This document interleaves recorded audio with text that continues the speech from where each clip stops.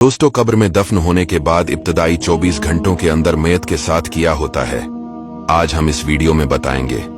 इसके बारे में इस्लाम और हादीस में मुख्तलिफ रिवायात मौजूद हैं जो हमें आखिरत की हकीकत और इंसान की पहली मंजिल के बारे में आगाही देती हैं। ये वक्त मैयत के लिए बहुत अहम होता है क्योंकि ये कब्र की जिंदगी की इब्तदा होती है। ये वक्त इंसान के अमाल के मुताबिक सुकून या अजाब होता है। प्यारे व्यूअर्स, कब्र की पहली रात के बारे में कहा जाता है कि ये सबसे ज्यादा मुश्किल होती है। एक हदीस में आता है कि नबी अलैहिस्सलाम ने फरमाया, कब्र पहली मंजिल है, अगर इंसान इसमें कामयाब हो गया तो आगे आसानी है, वरना मुश्किल दर मुश्किल होगी। जब इंसान को कब्र में दफन किया जाता है तो इब्तिदाई वक्त में दो फरिश्ते मुनकर और नकीर उसके पास आते हैं। ये फरिश्ते मैयत से 3 बुनियादी सवाल करते हैं। नंबर 1, तुम्हारा रब कौन है? नंबर 2, तुम्हारा दीन क्या है?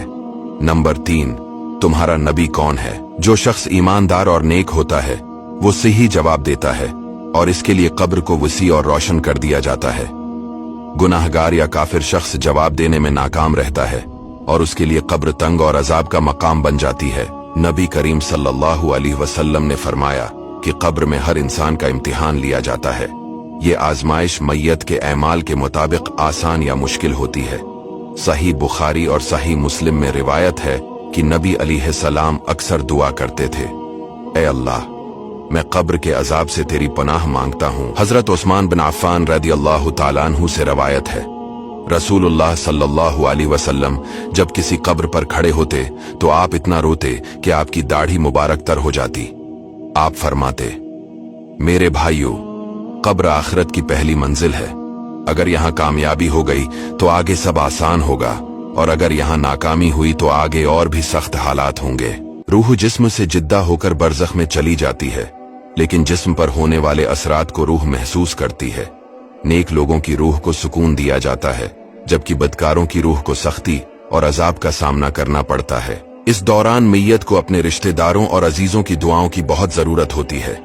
सदका, खैरात और कुरान की तिलावत मैयत के लिए मगफिरत का जरिया बन सकती है। नमाज न पढ़ना और अल्लाह की नाफरमानी करना, नमाज को तर्क करना अजाब कब्र का बड़ा सबब है। कब्र के इब्तिदाई 24 घंटे इंसान की दुनियावी जिंदगी के अख्तिताम और आखिरत की इब्तदा की अक्कासी करते हैं। ये वक्त इंसान के अमाल के मुताबिक सुकून या अजाब का होता है। इसलिए हमें अपनी दुनियावी जिंदगी में अमाल को बेहतर बनाना चाहिए, अल्लाह से बख्शिश मांगनी चाहिए और दुआ करनी चाहिए कि अल्लाह हमें कब्र की आजमाइशों और अजाब से महफूज रखे। कब्र की रात और अजाब हमें यह सबक देते हैं कि दुनिया की जिंदगी में नेक अमाल करें, गुनाहों से बचें और अल्लाह की रजा के मुताबिक जिंदगी गुजारें।